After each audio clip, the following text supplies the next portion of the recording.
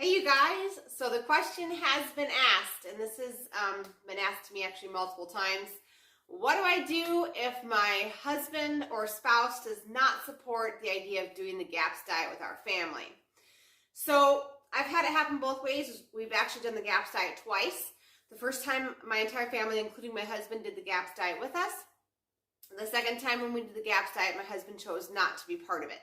So what I want to say is, it's one thing for a husband or a spouse to decide they want to opt out of the GAPS diet, and it's a whole nother thing for that spouse to sabotage the GAPS diet for the rest of the family. So it's extremely important that the spouse has respect for the process of the GAPS diet and respect and honor for his spouse wanting to take the rest of the family through a healing gut protocol. If that respect and honor can't be established, then I highly recommend that you do not do the GAPS diet. The reason why is because the GAPS diet, like I said before, in video number 1 and video number 2, is a very intensive healing diet. This is not a diet where your spouse or even your mother can be giving your children treats that are not allowed on the GAPS diet. This is a strict healing protocol, and everyone needs to be informed as such. If there's a grandmother or another person in your life with your children, they need to be informed this is a new diet that's going to be taking place for the next 12 months of their life, and that this is a list of foods that they can have. Grandma, we're on this stage of GAPS, and this is a list of all the treats that the children are allowed to have. And once again, even in that scenario, it's more about respect than forcing people to be on the GAPS diet. Your mother, grandmother, husband, etc. doesn't necessarily have to choose the GAPS diet for themselves, but they do need to be respectful of your choice to take your children or your family through the GAPS diet. If you can't find that mutual ground with your grandmother or parent outside of the home, then there needs to be a limit on time around those people through meal times or snack times during the day, and there needs to be boundaries established with people who can't respect your choice to take your family through a healing protocol.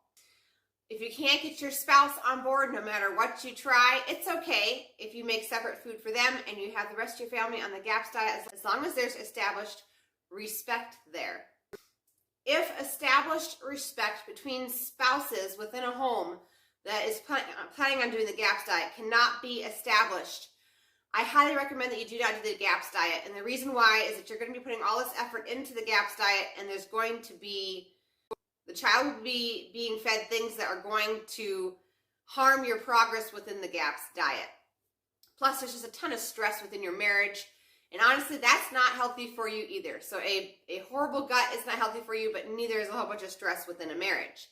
The thing I advise in this scenario, and I have advised this to in the past to several people, is that you go ahead and just follow the Wise Traditions diet, which is basically the food I make here on the channel. That means making sure that all of your grains are properly prepared so we're not giving the gut any more damage, avoiding the foods that you're allergic to, things like that. Finding a common ground. The Wise Traditions diet, less restrictive than the GAPS diet, obviously, and it's a lifestyle. You can pretty much have any food you want as long as you're avoiding a short list of things, plus like processed foods. If you want to know what you can and can't have on the Wise Traditions diet, you can go to www.westinaprice.org, scroll down, and look into their dietary suggestions, okay? This is also a really great book to have if you're going to be doing the Wise Traditions diet. So the idea behind the GAPS diet is you'd be doing the GAPS diet for 12 months, and then you'd be switching to the Wise Traditions diet anyway. So it's actually a good option if you just can't find a common ground with your spouse. All right, you guys, thank you so much for the question. You guys have a great weekend, and thanks for watching my videos. I'll see you guys in the next one, where I'm going to be discussing meal ideas that we ate on the GAPS diet. I'll see you guys then.